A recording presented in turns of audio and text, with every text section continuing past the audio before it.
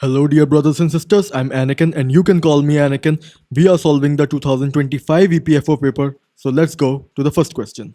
तो इस पेपर में पार्ट बी जो है वो हमारे सीएसई के लिए रेलेवेंट सेक्शन है. All right. Question number 21. The rebellions that broke out at regular intervals against the British authorities in the hill region of Visakhapatnam, popularly known as Godam area, were due to which of the following reasons? अच्छा, ये NCERT का question है. Old NCERT में है और फिर इसका जो थीम्स में भी थोड़ा सा मेंशन है, ये भूपति फैमिली वगैरह. डिफिकल्ट क्वेश्चन है, पर इस पेपर में इस टाइप के क्वेश्चंस थोड़े आते हैं जो कि ज़्यादा स्टोरी बेस्ड होते हैं.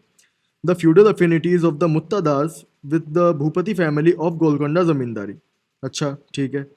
Placing the ex Zamindari family on the seat of Golconda. ठीक. अब देखो इसका क्या था कि ये एक कोई भूपति फैमिली थी, उनको हटा दिया था किसी पोस्ट से, तो फिर ये लोग गुस्सा हो गए थे क्योंकि इनका अटैचमेंट था उनसे, ऐसी कोई ज़मींदारी वगैरह वो था, और ये कोई एक ज़मींदारी थी, उनको करने वाले थे प्लेस ब्रिटिश गवर्नमेंट, तो लोगों ने रिबेल कर दिया. तो ये क्या है, British authorities refusal to grant annual maintenance for the Bhupati family. देखो पैसे वाली कमी नहीं थी. जब कोई अगर कोई रेवेन्यू वगैरह से रिलेटेड कोई प्रॉब्लम होती थी तो उसको अगर ठीक करने के लिए पैसे वगैरह की प्रॉब्लम नहीं थी ब्रिटिश के पास. प्रॉब्लम ये थी कि लोग बात नहीं मान रहे थे, लोगों को राइट्स वगैरह चाहिए थे, पैसे से वो उनका वो मुंह नहीं भरता था. तो ये 3 गलत हो जाएगा. 3 जैसे ही आप हटाओगे वैसे ही ए आंसर आ जाएगा. यही इसका मेन चीज़ है कि भूपति फैमिली को उन्होंने ग्रांट तो दिए थे, मतलब जो एनुअल मेंटेनेंस के लिए पैसे देते थे वो तो वो देते थे, पर फिर भी बात नहीं बनी, लोग नहीं माने, तो ये वाला स्टेटमेंट गलत हो जाएगा. बाकी ये दोनों सही. ठीक है, 3 सिर्फ उनमें ही है. 3 बी सी डी तीनों में, ए में 3 नहीं है. ठीक है. अब ये तो ठीक है, ये स्टोरी इतनी ज़्यादा इंपॉर्टेंट नहीं है, ये टर्म इंपॉर्टेंट है. मुत्तादास, ये मुत्तादास कौन से हैं? ये हिल चीफ होते थे. ठीक है ना, इनका काम था रेवेन्यू कलेक्शन, रेंट कलेक्टर्स वगैरह ये सब होते थे. ठीक है, बस इतना. ये एक टर्म का इंपॉर्टेंट मुद्दा है इसमें. ठीक है. Question number 22. अब इसको ऑर्डर में जमाना है, क्रोनोलॉजी में. ठीक है. तो अब देखो, आपने सुना होगा इसमें क्या क्या चीज़ें हैं. रंपा रिबेलियन ये एक मूवी है. ठीक है, ये मूवी आपने देखी होगी शायद. कौन सी? अल्लूरी सीताराम राजू नाम की एक कोई कैरेक्टर थे वो मूवी में, जो कि बहुत ज़्यादा फेमस हो गई थी. एक वहाँ आंध्र प्रदेश, थाईलैंड, मतलब सॉरी थाईलैंड नहीं, उसकी तेलुगु वाली मूवी थी वो. ठीक है, अभी कुछ सालों पहले बहुत फेमस हुई थी, उसको वो भी ऑस्कर भी मिला था, अकेडमी अवार्ड भी मिला था. डांस शायद म्यूजिक के लिए मिला था या डांस के लिए मिला था, कुछ ऐसा ही. ठीक है. तो रंपा रिबेलियन, उसके बारे में आप कमेंट सेक्शन में लिखो. मुझे मूवी का नाम याद नहीं आ रहा, वो मूवी कौन सी थी. 2022 में वो आई थी, 2022-23, हाँ 2022 में आई थी. ठीक है. रंपा रिबेलियन तो ये 1920 के आसपास की स्टोरी है जो मूवी में बताई हुई है, सभी ने देखी शायद वो मूवी. तो ये जो 4 है वो सबसे आखिरी में होना चाहिए क्योंकि ये पहले ही हो चुके होंगे. फिर संथल रिबेलियन है. संथल रिबेलियन ये 1980s के, अच्छा 1850s के टाइम पे हुआ था. आपको पता होगा संथल रिबेलियन वगैरह, ये थोड़ा बहुत तो हमारी स्पेक्ट्रम वगैरह उन सब में दिया हुआ है. आपको इतना पता है आपके 2 पहले आएगा 4 से, तो आप देखो इनमें कौन सी जगह पे 2 पहले आ रहा है 4 से. यहाँ पहले आ रहा है, यहाँ 4 पहले आ जा रहा है. ठीक है, यहाँ भी 2 पहले आ रहा है, यहाँ भी 2 पहले आ रहा है, तो इसका मतलब ये तो नहीं होगा. ठीक है. अब हम देख लेते हैं और क्या है. फिर हमें डेक्कन का पता है और हमें रंपा रिबेलियन के बारे में कुछ पता है. अच्छा, संथल का पता है, डेक्कन का नहीं पता. ठीक है. तो अब ये वाली चीज़ें हैं जहाँ पर आपको थोड़ा सा देखना, या तो रिस्क लेना पड़ेगा, या फिर दिक्कत वाली बात यह है कि यहाँ पर अगर आपने स्पेक्ट्रम के वाले जो वो है रिवोल्ट और रिबेलियंस वगैरह, वो अगर आपने याद नहीं किए हैं तो दिक्कत आएगी, क्योंकि ये वाला पेपर थोड़ा उस तरीके का है फैक्चुअल, तो उसमें इस तरीके के क्वेश्चन आ जाते हैं. तो इसका आंसर तो वैसे सी है इसमें, फिर उसके बाद कोई ट्रिक वगैरह नहीं लग रही, बस इतना ही हो सकता था. डेक्कन रिवोल्ट है ये 1857 में हुआ था. संथल रिबेलियन 1855 में. खेरवार मूवमेंट था जो एक सोशल रिफॉर्म वगैरह उस टाइप का मूवमेंट था, रिलीजियस प्योरिफिकेशन वाला, तो 1874 में. और रंपा रिबेलियन ये 1920 में फॉरेस्ट राइट्स के लिए. ठीक है. डेक्कन रिवोल्ट था रेवतवारी ऑपरेशन वगैरह की वजह से. और ये संथल रिबेलियन 1855 में हुआ था, दमेने को लैंड वाला जो मुद्दा था. ठीक है, आपने देखा होगा, ये स्पेक्ट्रम वगैरह में दिया हुआ है. ठीक है, एनसीईआरटी में भी दिया हुआ है. तो सी इसका सही आंसर हो जाएगा. Question number 23. अब देखो, ये वाला क्वेश्चन में ये मीम याद आती है, ये वाली आपने देखा होगा, ये स्वैप करने की बात कह रहा है.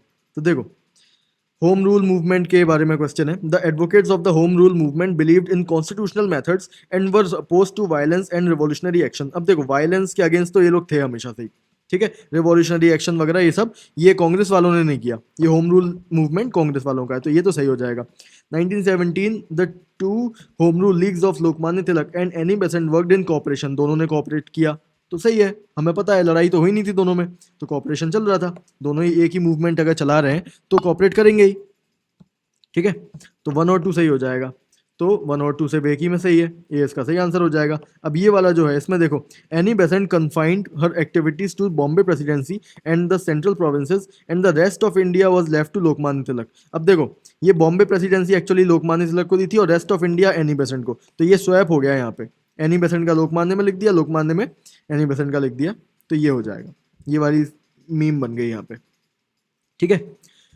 Question number 24. Which of the following statements regarding the freedom struggle from 1920 to 1935 is correct? अच्छा, देखते हैं। नॉन कॉपरेशन मूवमेंट पर क्वेश्चन है। In Bihar and Bengal the non cooperation movement owed its effectiveness to the participation of peasants.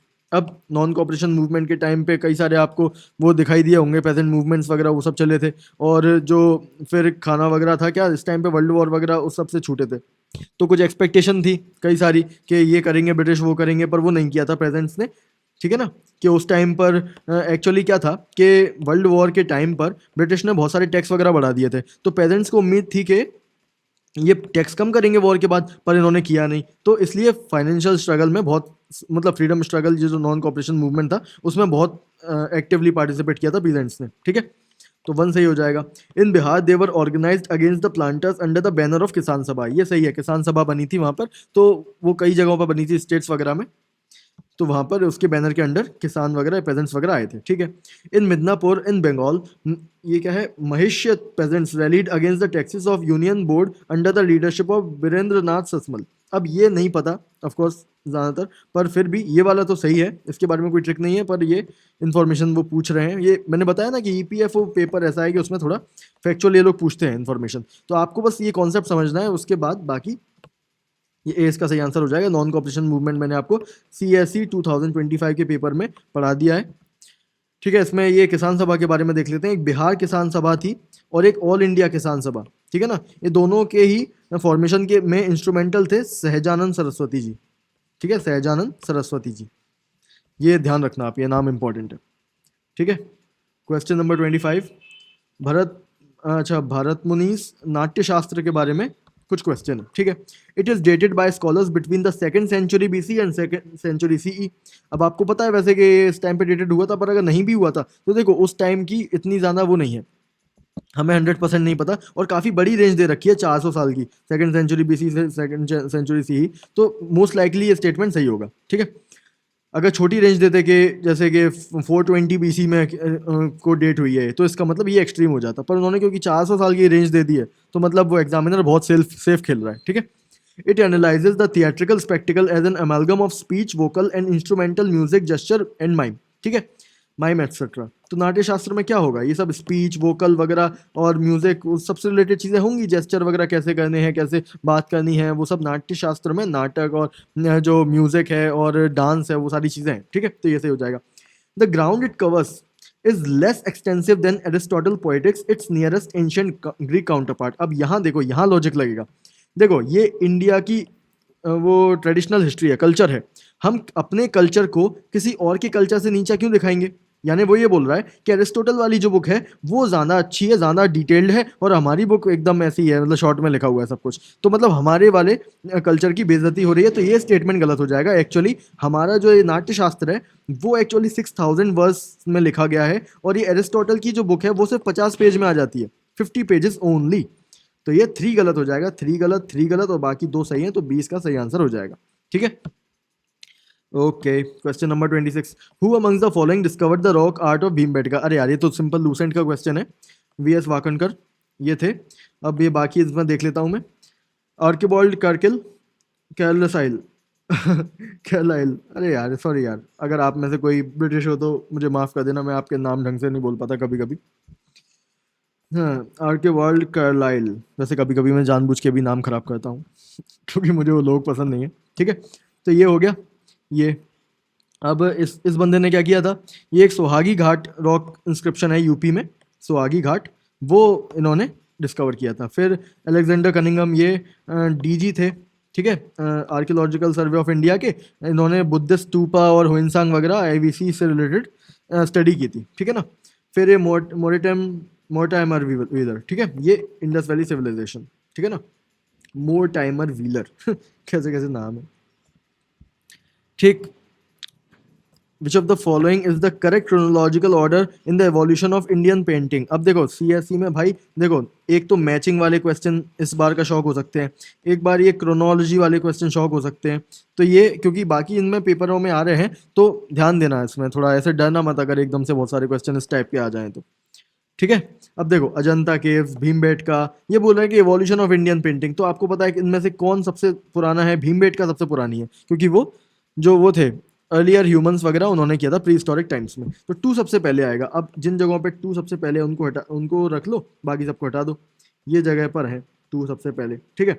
अब देखो Ajanta caves ये कब की है, ये कुछ आपको पता होगा कि ये सेकेंड बीसी से ये 5th सेंचुरी बीसी तक है, ठीक है। फिर ये सितनवसल केव, ये इतनी फेमस नहीं है तो आपको नहीं पता होगा। बृहदहरेश्वर टेम्पल, ये बहुत इंपॉर्टेंट है, ये आपको पता होगा, राजराजा टेम्पल, ठीक है, राजराजा टेम्पल भी बोलते हैं इसको, ये राजराजा वन ने बनवाया था, ठीक है। तो ये तो बाद में होगा, ये भीमबेटका और अजंता दोनों के ही बाद में होगा, ठीक है। तो 1 और 2 के बाद में 4 होना चाहिए, 1 और 2 के बाद में 4 होना चाहिए, और देखो यहाँ पे 1 बाद में है 4 पहले है, तो ये गलत हो जाएगा और बी सही आंसर हो जाएगा, तो 20 का सही है, ठीक है।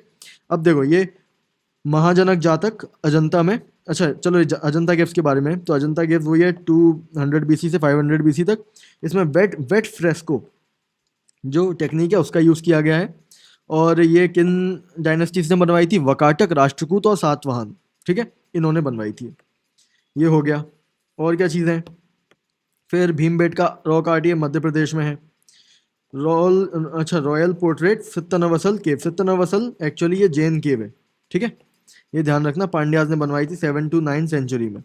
फिर ये बृहदहरीश्वर टेम्पल, ये 1010 सीई में राजराजा टेम्पल, मतलब राजराजा किंग ने बनवाई थी। फिर अब ये ब्लैक पगोडा किसको कहते हैं, black pagoda sun temple Konark को कहते हैं, क्योंकि उस टाइम पे जो पगोडाज मतलब बड़ी बड़ी ऐसी बिल्डिंग जो थोड़ा पिरामिड टाइप की होती थी उनको कहते थे, और ये जो यूरोपियन लोग थे वो जो यहाँ आते थे तो वो ये बड़ा टेम्पल देखते थे और इनको नेविगेशन में गाइड करता था, क्योंकि ये टेम्पल दूर से दिख जाता था, तो इस वजह से इसको पगोडा, ब्लैक पगोडा कहने लगे, ठीक है। तो ये हो गया, ये जगन्नाथ टेम्पल है, इसको व्हाइट पगोडा कहते हैं, तो 20 का सही आंसर हो गया, ठीक है ना।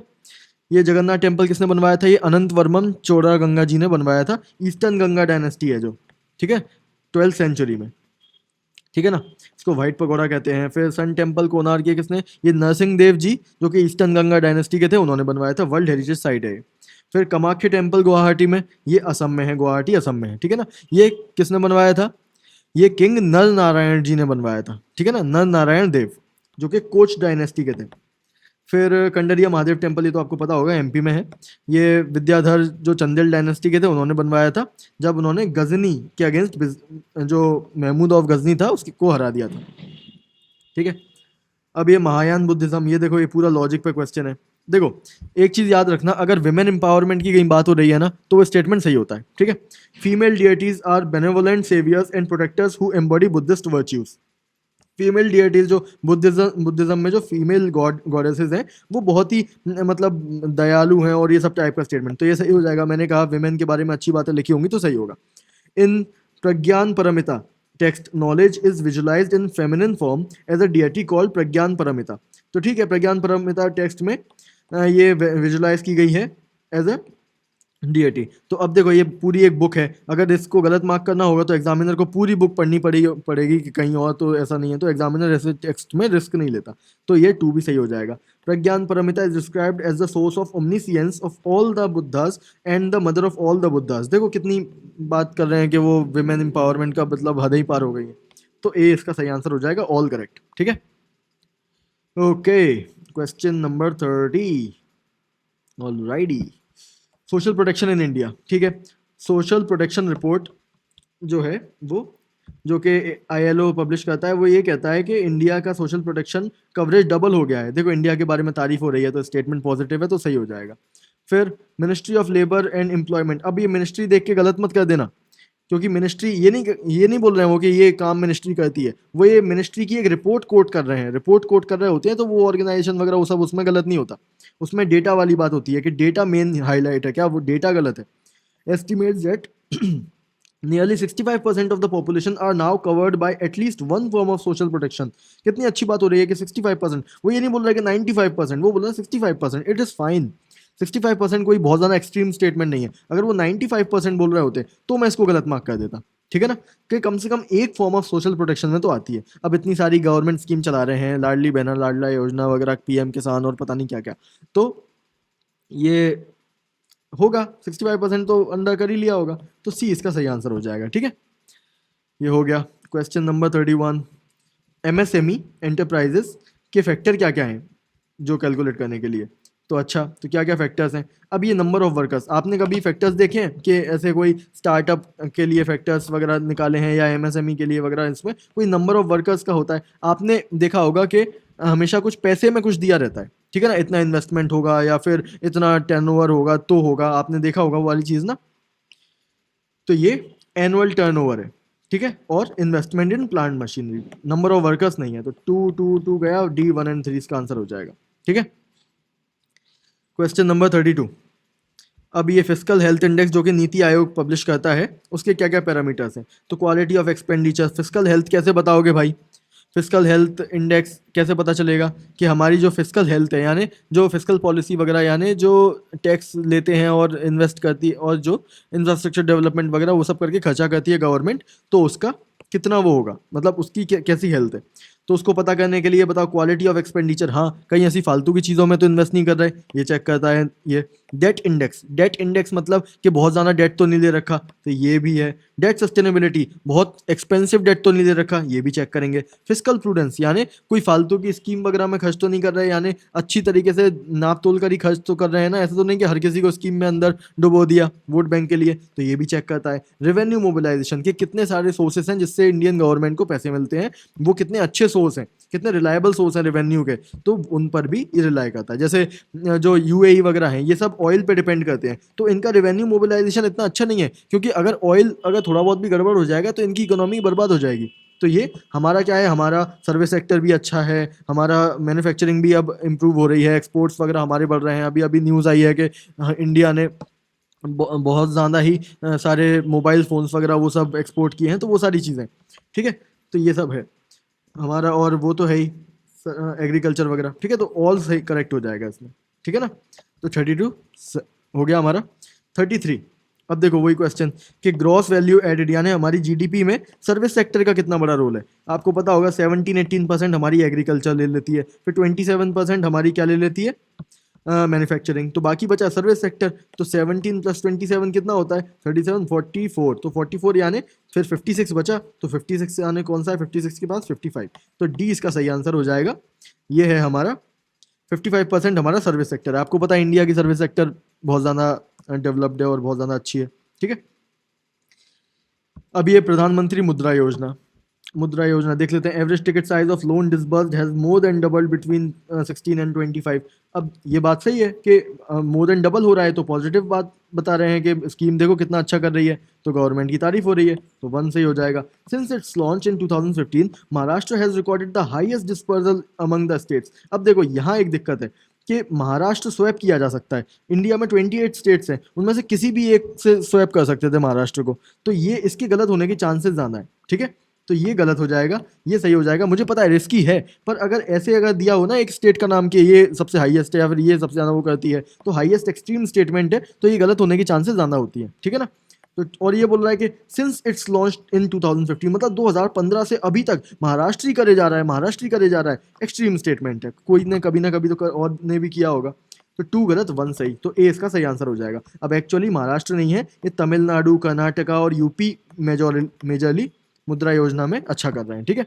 अब मुद्रा योजना हर एक सिटीजन के लिए है, जैसे एक स्टार्टअप अच्छा स्टैंड अप इंडिया स्कीम है, स्टैंड अप इंडिया विमेन और SC ST के लोगों के लिए है, पर ये वाली स्कीम लोन देती है किसको? हर सिटीजन को, ठीक है, कोई भी इसके लिए लोन ले सकता है। उसमें ऐसा होगा कि 50,000 तक का लोन मिल जाएगा, तो वो शिशु कैटेगरी में आएगा। अगर किशोर कैटेगरी में आना है तो 5 लाख से ज़्यादा का लोन, मतलब 5 लाख और 50,000 के बीच का लोन। और अगर आपने 10 लाख से ऊपर का लोन लिया, मतलब 10 लाख लिमिट तक का लोन लिया, तो तरुण रेंज में आ जाएगा वो, ठीक है। तो ये हो गया। Question number 35, Nishtha is an integrated teacher training programme that has been extended to cover teachers at all stages of school education. अगर आपने करंट अफेयर्स पढ़े हैं तो ये निष्ठा जो पोर्टल है, ये सही है, निष्ठा, दीक्षा, ये पोर्टल, कर्मयोगी, ये सब आपने नाम सुने होंगे कि ये ट्रेनिंग मॉड्यूल्स हैं, ठीक है ना। निष्ठा और दीक्षा ट्रेनिंग ये किसको देते हैं? टीचर्स को। और कर्मयोगी किसको ट्रेनिंग देता है?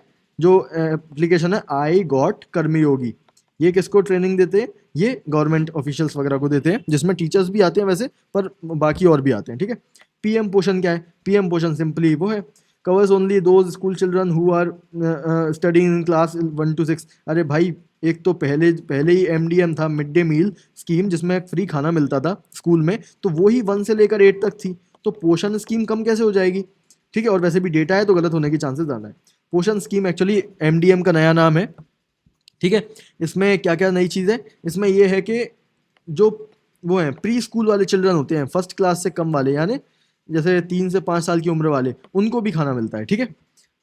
तो ये हो गया, ए इसका सही आंसर हो जाएगा। और ये 1 to 6 नहीं है, 1 to 8 है, ठीक। फिर India's bio economy contributes about 4.25% to the GDP in India. अच्छा, करती होगी भाई, हमें नहीं पता, पर वैसे बता रहा है कि हाँ एक फैक्ट है। ऐसा नहीं बोल रहा है कि 90% कॉन्ट्रीब्यूट कर देती है या फिर 20% कर देती है। तो ये ठीक है, लग रहा है 4.25% करती होगी, पर फिर भी ये रिस्की है, ठीक है, ये गलत हो सकता है। पर है ना, हमें रिस्क लेना पड़ेगा, क्योंकि क्या है कि ईपीएफओ में आते हैं ऐसे फैक्चुअल क्वेश्चन, तो आपको करंट अफेयर ज़्यादा प्रिपेयर करने होते हैं। अब तो सीएसई में भी आ रहे हैं ऐसे। Bio E3 promotes regenerative bio manufacturing and supports a circular bio economy aligned with India's net zero goals. Bio E3 कोई अच्छी चीज़ लग रही है तो उसके बारे में अच्छी बातें लिखी हुई हैं, तो वो सही होगा। तो इसलिए इसका सही आंसर वैसे सी। ये तो आप सही कर देते, पर है ना, ये आपको फंसा सकता था, ठीक है। अब ये बायो E3 क्या है? बायो E3 का मतलब होता है बायोटेक का यूज़ करना इकोनॉमी में, इन्वायरमेंट में और एम्प्लॉयमेंट जनरेशन में, ठीक है ना। तो इसलिए bio E3, eco, environment and employment. अब ये ज़्यादा इंपॉर्टेंट टर्म है, bio manufacturing.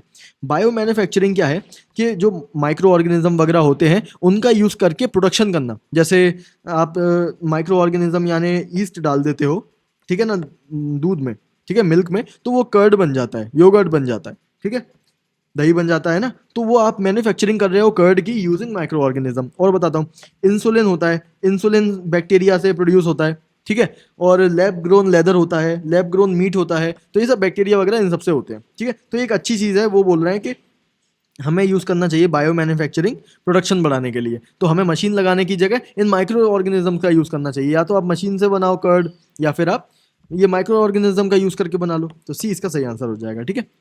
Question number 37, which of the following development financial institutions were set up in India between 1950s and 1960s? अब ये industrial finance corporation of India, IFCI, industrial credit and investment. अब ये तो बहुत ही ज़्यादा factual question है, मुझे पता है आपसे एक्सपेक्टेड नहीं है, पर चलो हम देख लेते हैं इसको। 1948 में था ये था 1955 में, IDBI बनी 1964 में, और 2021 में नेफेड बना। अब ये लेटेस्ट वाला है, ऑल इंडिया फाइनेंशियल इंस्टीट्यूशन, ये आपको करने हैं। ये मैं आपको PYQ कीवर्ड एनालिसिस में पढ़ा चुका हूँ बहुत डिटेल में, ठीक है। तो आपने पढ़ लिया होगा, वैसे स्टैटिक का पार्ट है, ठीक है। तो सी इसका सही आंसर हो जाएगा, ठीक है ना। 1950 से 1960 के बीच में कौन कौन हुए हैं? ये वाले, ठीक है, 1955 और 1964 वाले। तो सी इसका सही आंसर हो जाएगा। 38, कोर इन्फ्लेशन, बिल्कुल, ये तो आपने शायद मृणाल सर या विवेक सिंह सर, जिसकी भी आप नोट्स पढ़ते हो या बुक पढ़ते हो, वो उसमें दिया हुआ है। कोर इन्फ्लेशन में ना तो फूड प्राइसेज आती, ना एनर्जी प्राइसेज आती, क्योंकि इतनी ज़्यादा वॉलेटाइल होती है, तो बैंक वगैरह इसका यूज़ नहीं करते, क्योंकि हाल गिर जाती, हाल बढ़ जाती है। तो इसमें नीदर 1 नॉर 2 हो जाएगा। फिर एक हेडलाइन इन्फ्लेशन होती है, हेडलाइन इन्फ्लेशन में सब कुछ कवर होता है, इसको बोलते हैं CPI ऑल इंडिया, ठीक है ना। ये हो गया। Question number 39, which of the following statements are correct? Chief Justice of India is the highest administrative officer of the Supreme Court of India. आपको लगता है chief justice of India administrative officer है? ऑफिसर वो होता है जो implement करता है काम को, ठीक है। तो ये रूल बना सकता है, एडमिनिस्ट्रेशन का पूरा पावर वगैरह इस पे हो सकती है, पर ये ऑफिसर नहीं है, ठीक है। तो इसका एक्चुअली सेक्रेटरी जनरल होता है। तो वन गलत हो जाएगा, वन गलत, तो ए और बी गए। अब इन दोनों में से फोर तो सही है ही, थ्री और टू में से देख लेते हैं। The administrative powers for determining the work structure supreme court and its registry are exclusively vested in chief justice of India. हाँ, तो ये पावर और इसका जो डिसीजन मेकिंग है वो चीफ जस्टिस ऑफ इंडिया करता है। तो ये सही हो जाएगा, जैसे ही आपने टू बोला तो डी सही आंसर हो गया इसका, ठीक है। अब देखो, a person who has been a जज of the supreme court of India can practise after retirement only in supreme court of India and not in any court. अब देखो, आप जिस कोर्ट के जज रह चुके हो, क्या आप उस कोर्ट में लॉयर बन के जाओगे? फिर अपना कद नीचा करोगे? नहीं ना। तो सुप्रीम कोर्ट का जज फिर दोबारा प्रैक्टिस नहीं कर सकता, ये चीज वो है, ठीक है। रूल है ये कि ये दोबारा प्रैक्टिस नहीं कर सकते किसी भी कोर्ट में इंडिया के अंदर, इंडिया के बाहर कर सकते हो, ठीक है। जैसे इंटरनेशनल क्रिमिनल कोर्ट वगैरह या फिर इंटरनेशनल क्रिमिनल मतलब इंटरनेशनल कोर्ट फॉर जस्टिस, उसमें कर सकते हो। तो थ्री हो जाएगा गलत। A design senior advocate of the supreme court of India is not entitled to appear in the supreme court of India without advocate on record. अब देखो, एडवोकेट ऑन रिकॉर्ड क्या होता है? ये वो वाले जज वो हैं लॉयर्स जो कि एक्चुअली पेटिशन वगैरह और केसेस वगैरह फाइल कर सकते हैं सुप्रीम कोर्ट में। अब आप अगर लॉयर हो तो क्या सुप्रीम कोर्ट में आपको घुसने देंगे ऐसे? नहीं, आपको पहले एडवोकेट ऑन रिकॉर्ड बनना पड़ेगा, तब जाके आपको परमिशन मिलेगी कोई केस वगैरह फाइल करने की या केस लड़ने की, ठीक है। तो ये है, तो कोई भी एडवोकेट हो, चाहे सीनियर हो चाहे फिर जूनियर हो, उसको इसकी परमिशन के बिना, मतलब इसके सपोर्ट के बिना वो कोई केस वगैरह फाइल नहीं कर सकता, ठीक है ना। सुप्रीम कोर्ट में जा भी नहीं सकता। तो ये डी इसका सही आंसर हो गया। अब question number 40, the supreme court of India and high courts have exclusive original jurisdiction in disputes amongst two और मोर स्टेट्स। अच्छा, अब देखो, supreme court of India and high courts have exclusive original jurisdiction in disputes among two. अब देखो, supreme court के पास है exclusive, ये लक्ष्मीकांत का स्टेटमेंट है। ओरिजिनल जुरिसडिक्शन यानी अगर कोई दो स्टेट्स के बीच में कोई केस हो गया या फिर यूनियन और स्टेट्स के बीच में कोई केस हो गया तो वो सुप्रीम कोर्ट के पास डायरेक्ट जाएगा। तो ओरिजिनल जुरिसडिक्शन सिर्फ सुप्रीम कोर्ट के पास है, तो वन तो गलत हो गया।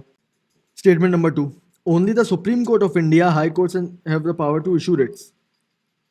अब यहाँ पे देखो, डिस्ट्रिक्ट कोर्ट के पास रिट जुरिसडिक्शन कहाँ है भाई? सिर्फ हाई कोर्ट के पास है और सुप्रीम कोर्ट के पास है, ठीक है। तो ये गलत हो जाएगा। फिर chief minister of a state has absolutely no role in entire appointment process of the high court जज। बिल्कुल सही। देखो, इन चीज़ों को देख के बिल्कुल हाल ही गलत मत कर दिया करो, ये लक्ष्मीकांत के स्टेटमेंट्स हैं डायरेक्ट उठाए हुए। तो चीफ मिनिस्टर के पास ऐसी कोई पावर नहीं होती कि वो हाई कोर्ट के जज को इन्फ्लुएंस करे, मतलब हाई कोर्ट का जज को अपॉइंट करे। थ्री इसका सही हो गया। Local customs and conventions which do not contradict a statute or constitution are recognized and taken into account by courts while administering justice in certain spheres। कुछ स्फीयर ऐसे हैं जिसमें उन लोकल कस्टम्स और कन्वेंशन का यूज किया जाता है जो कॉन्स्टिट्यूशन या एक्ट के अगेंस्ट में नहीं जाते। तो बिल्कुल सही है, किया जाता है भाई, इसमें क्या बड़ी बात है, ठीक है। तो इसका आंसर हो गया बी, ठीक है। 41, ईवीएम के बारे में क्वेश्चन है। The first use of EVM in Lok Sabha election was in the year 2004 when EVMs were deployed nation wide. देखो, इसमें थोड़ा एक डिस्प्यूट है। क्या है कि पहला, अब मैं आपको बता देता हूँ। एक्चुअली क्या है कि पहला जो यूज हुआ था ईवीएम का वो हुआ था केरला में, ठीक है। पारूर नाम की एक डिस्ट्रिक्ट थी, तो 1982 में हुआ था पहला यूज, पर ये सिर्फ एक ही जगह पे हुआ। फिर फर्स्ट यूज लोकसभा के इलेक्शन में हुआ था 1999 में, पर ये भी पूरी ऑल इंडिया लेवल पे नहीं हुआ था, ये कुछ ही कॉन्स्टिट्यूएंसी में हुआ था।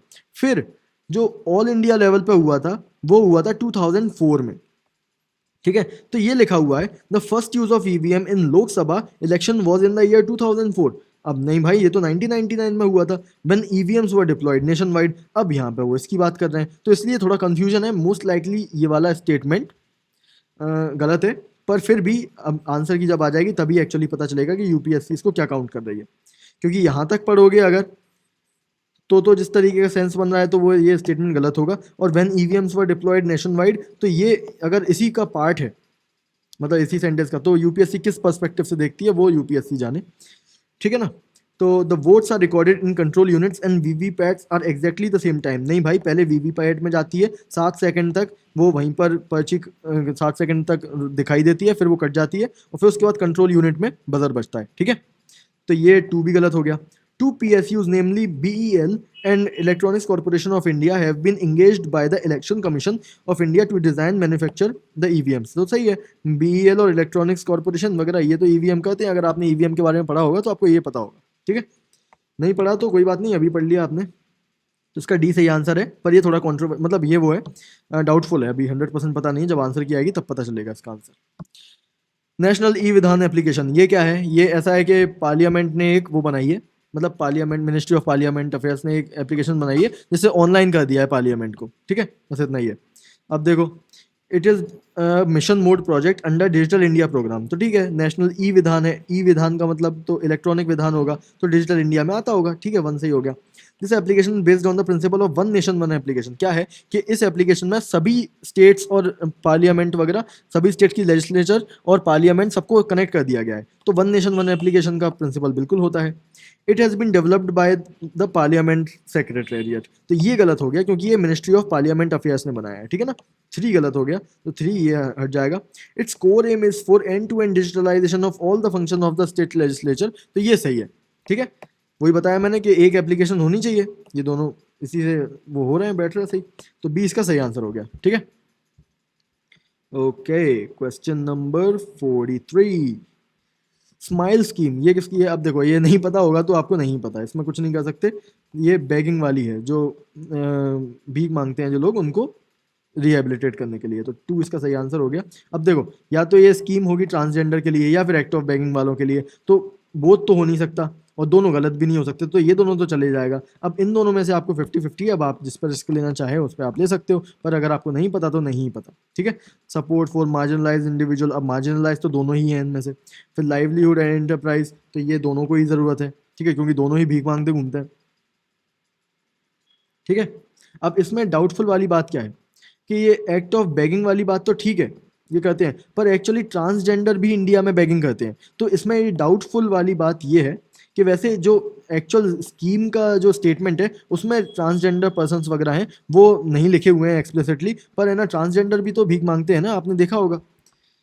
वो जो आते हैं, कोई बेबी वगैरह बॉर्न होता है या शादी होती है तब, तो इसलिए यूपीएससी क्या आंसर लिख लेती है, आंसर लेती है, वो यूपीएससी को पता होगा. वैसे इसका आंसर हम 2 ओनली मान के चलेंगे. 44, global alliance of national human rights institutions. अब देख लेते हैं. It works in accordance with UN Paris principle. ठीक है, होता होगा. Fully compliant and partially compliant members are accredited as A and B respectively. ठीक है, होगा. National human rights commission India has been accredited classified under A in the year. अब वैसे ये अच्छा स्टेटमेंट है, पर एक्चुअली ये ट्रैप है क्योंकि ये गलत स्टेटमेंट है. ये मतलब ऐसे कुछ स्टेटमेंट होते हैं ना जब ट्रिक और लॉजिक फेल हो जाते हैं, तो ये वो वाला क्वेश्चन है. 3 एक्चुअली सही है, वो 3 एक्चुअली गलत है. ठीक है, बी और सी हो जाएगा. एक्चुअली ए नहीं, बी में ट्रांसफर कर दिया इंडिया को, क्योंकि इंडिया में वो बोल रहे हैं कि ह्यूमन राइट्स अच्छे से काम नहीं कर रहे. अब ये पेरिस प्रिंसिपल क्या है? ये है कि ये चेक करता है कि जो देशों की ह्यूमन राइट्स बॉडी है वो इंडिपेंडेंट है कि नहीं. ठीक है, ऐसा तो नहीं कि वो किसी एक रिलीजन को या एक कम्युनिटी को प्रेफर कर रही हो. ठीक है, ए, अगर आप ए कैटेगरी में आते हो उसका मतलब आप फुली कंप्लायंट हो पेरिस प्रिंसिपल से. अगर बी कैटेगरी में आते हो आप पार्शियली कंप्लायंट हो. ठीक है, तो इसका आंसर है ए. क्वेश्चन नंबर 45, अब ये तो इजी क्वेश्चन है, पार्ट्स पूछे हुए हैं. अब देख लो, कोऑपरेटिव सोसाइटी ऑफ कोर्स ये पार्ट बी में आती है, पार्ट 9B में, तो डी का 2 हो जाएगा. डी का 2 किस किस में नहीं है? ये वाले में नहीं है, ये वाले में नहीं है. अब ए और डी बचे. अब देखो, आपने ये और ये तो देख लिया. अब इन दोनों में से देखो कौन सा है.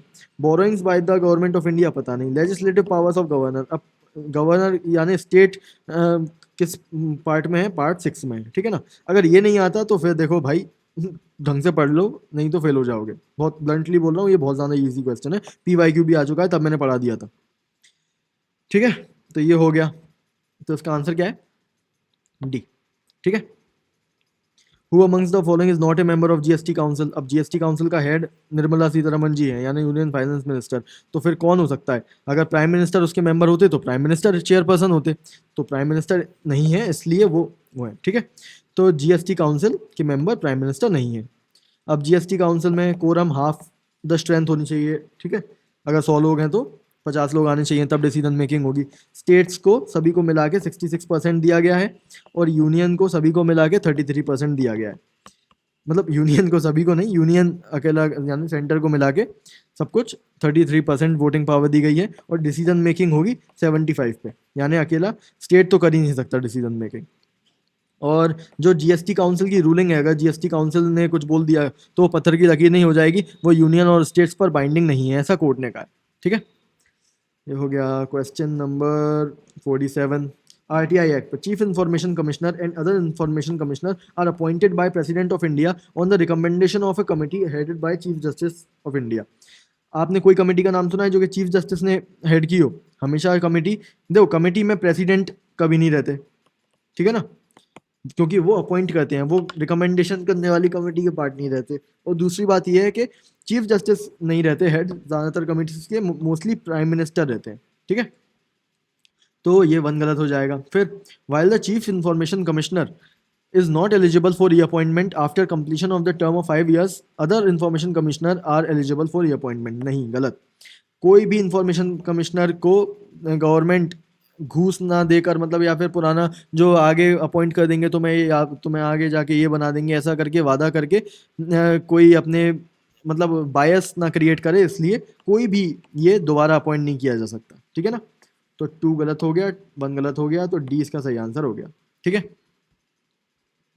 48 Constitution of India. The Parliament can make laws on matters enumerated in Union list and or concurrent list. अच्छा, पार्लियामेंट ये यूनियन लिस्ट पे वो बना सकते हैं और कॉन्करेंट लिस्ट पे बनाते हैं लॉ। ठीक है, parliament can make laws on any matter not enumerated in the concurrent और स्टेट लिस्ट। बिल्कुल सही, रेसिडुअरी पावर्स हैं वो पार्लियामेंट के पास है इंडिया में। ठीक है, तो सी इसका सही आंसर हो जाएगा। हिस्ट्री में, मॉडर्न हिस्ट्री के टाइम पे गवर्नर जनरल के पास थी, वाइसरॉय के पास थी, अब पार्लियामेंट के पास है। Only the supreme court of India is vested with the power to punish for contempt of itself. Only the supreme court of India नहीं भाई, हाई कोर्ट के पास भी पावर है कंटेम्प्ट ऑफ कोर्ट करने का। ठीक है, क्योंकि ये कोर्ट ऑफ रिकॉर्ड है। कोर्ट ऑफ रिकॉर्ड यानी 2 पावर होती है कोर्ट ऑफ रिकॉर्ड के पास, एक तो इनकी जजमेंट आगे जाके दूसरे कोर्ट कर सकते हैं, और दूसरा क्या है, दूसरा है इनके पास कंटेम्प्ट ऑफ कोर्ट की पावर होती है। फिर both the supreme court of India and high courts have advisory jurisdiction. नहीं, सिर्फ सुप्रीम कोर्ट के पास है एडवाइजरी जुरिसडिक्शन, तो डी सही हो जाएगा। अब इसमें क्या क्या चीज़ें हैं, पहले अपन कंटेम्प्ट ऑफ कोर्ट देख लेते हैं। Contempt of court constitution of India में डिफाइंड नहीं है, मेंशन्ड है पर डिफाइंड नहीं है। ये किस में डिफाइंड है? कंटेम्प्ट ऑफ कोर्ट एक्ट, ठीक है ना, उसमें डिफाइंड है, स्टैट्यूटरी है। इसमें 2 तरीके डिफाइन किया गया है, एक तो है सिविल कंटेम्प्ट। सिविल कंटेम्प्ट यानी आप कोर्ट की बात ना मानो, विलफुल डिसोबीडियंस। क्रिमिनल कंटेम्प्ट क्या होता है, जिसमें आप जज को परेशान करो, या फिर ऑब्स्ट्रक्शन इन जस्टिस, मतलब जैसे आप बम फेंक दो सुप्रीम कोर्ट में, मतलब क्रिमिनल एक्टिविटीज अगर आप करोगे तो वो काउंट होंगी क्रिमिनल कंटेम्प्ट ऑफ कोर्ट में। ठीक है, अब एक और चीज़ के सुप्रीम कोर्ट और हाई कोर्ट ये अपने कंटेम्प्ट पे तो पनिश कर ही सकते हैं, ये किसी और कोर्ट के कंटेम्प्ट पे भी पनिश कर सकते हैं, तो ये भी हो गया। अब हम बात करते हैं एडवाइजरी जुरिसडिक्शन की। ये क्या है कि प्रेसिडेंट कभी कभी एडवाइस मांग सकता है सुप्रीम कोर्ट से, तो ये सिर्फ सुप्रीम कोर्ट से मांग सकता है, हाई कोर्ट से नहीं मांग सकता। तो अब क्या है, पहली बात, प्रेसिडेंट एडवाइस मांगेगा सुप्रीम कोर्ट से, तो सुप्रीम कोर्ट अगर प्रेसिडेंट ने एडवाइस जो मांगी है वो किसी लीगल मैटर में मांगी है, तो ज़रूरी नहीं है कि सुप्रीम कोर्ट एडवाइस दे अपनी। ठीक है, पर अगर वो किसी प्री कॉन्स्टिट्यूशनल ट्रीटी के बेस पे मांगी है, यानी कॉन्स्टिट्यूशन बनने से पहले कोई ट्रीटी इंडिया ने साइन की थी, तो है ना, उसमें कोई दिक्कत आ रही है, तो वो अगर उसके बारे में अगर प्रेसिडेंट ने पूछा है सुप्रीम कोर्ट से, तो सुप्रीम कोर्ट को आंसर देना ही पड़ेगा, एडवाइस देनी ही पड़ेगी। ठीक है, ये हो जाएगा। और जो भी सुप्रीम कोर्ट एडवाइस देगा, प्रेसिडेंट उसको फॉलो करे ये ज़रूरी नहीं है, वो उसकी इच्छा के ऊपर है। ठीक है, क्वेश्चन नंबर 50, डीपीएसपी में क्या क्या लिखा हुआ है? ठीक है, uniform civil code for all person living in India, या आर्टिकल 44 में दिया हुआ है। Provision for early childhood care and education to children up to age of 14 years. नहीं भाई, ये तो फंडामेंटल राइट बन गया है 14 ईयर्स वाला, तो 6 to 14 ईयर्स तक 21A में दिया हुआ है, यानी फंडामेंटल राइट्स में।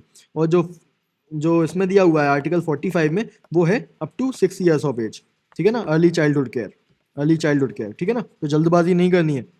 2 गलत हो जाएगा, तो 2 गलत, अब 1 सही है। अच्छा, तो इसमें ये प्रॉब्लम है, ये वाले क्वेश्चन में शायद ये क्वेश्चन डिलीट हो जाएगा, क्योंकि इसमें वो ऑप्शन ही नहीं है। ये 2 गलत है, तो 2 गलत हो जाएगा, और ये दोनों सही है, तो ये दोनों सही हैं। आर्टिकल 51 में है, तो 1 and 3 होना चाहिए, पर ये तो है नहीं, तो इसका मतलब या तो हम कुछ गलती कर रहे हैं या फिर यूपीएससी ने कुछ गलती कर दी है, तो शायद ये क्वेश्चन डिलीट हो जाएगा। ठीक है, कोई बात नहीं, पर आपने रिवाइज कर लिया ना। Question number 51, एवॉक्स। एवॉक्स ये एक टाइप का रेडार होता है, इसका फुल फॉर्म क्या है? यह है airborne warning system, warning and control system. ठीक है, डी इसका सही आंसर है। एक ये रेडार होता है, क्या होता है कि ये एक प्लेन के ऊपर रेडार लगा रहता है और ये ऊपर एयरबॉर्न मतलब हवा में उड़ता हुआ ये डिटेक्ट करता है कोई कुछ आ रहा है क्या। ठीक है, तो हमने ये क्वेश्चन क्यों पूछा है, क्योंकि हमने पाकिस्तान के अलेजिडली हमने पाकिस्तान के 2 वो एवॉक्स डिस्ट्रॉय कर दिए थे। एक तो कर ही दिया था डेफिनेटली, शायद 2 भी कर दिए थे। ठीक है, अभी वो चाइना से अब नए एवॉक्स खरीद रहा है, और हम क्या खरीद रहे हैं? हम एवॉक्स किलर खरीद रहे हैं। हम खरीद रहे हैं R-37 मिसाइल रशिया से, जो कि बहुत दूर तक मार कर सकती है। बियॉन्ड विजुअल रेंज मिसाइल बोलते हैं इसको, जो 200 ऐसे 100 किलोमीटर से दूर तक मार कर सकती है। ठीक है, तो ये है। अब इसका एक चीज़ है ऐसा रेडार। ठीक है, ऐसा रेडार क्या होता है? AESA, ऐसा रेडार। तो ये इसलिए अच्छा होता है क्योंकि आप इलेक्ट्रॉनिकली इसको जैम नहीं कर सकते। ठीक है ना, इसमें क्या छोटे छोटे रेडार्स के लेज़र पार्टिकल्स लगे रहते हैं, लेज़र पॉइंटर्स लगे रहते हैं, तो ये इंडिपेंडेंट ऐसा भी कर सकते हो आपकी ये वाला पार्ट किसी और को डिटेक्ट कर रहा है, ये वाला पार्ट किसी और को डिटेक्ट कर रहा है, तो आप मल्टीपल ट्रैकिंग भी कर सकते हो। इंडिया का एक विरूपक्ष रेडार है, विरूपक्ष। ठीक है ना, विरूपक्ष ये गैलियम नाइट्राइड रेडार है, बहुत ही एडवांस रेडार है। और जो गैलियम आर्सेनाइड वाले रेडार होते हैं वो इतने अच्छे नहीं होते, गैलियम नाइट्राइड GAN वाले जो रेडार होते हैं वो ज़्यादा अच्छे होते हैं। ठीक है, तो डी इसका सही आंसर है।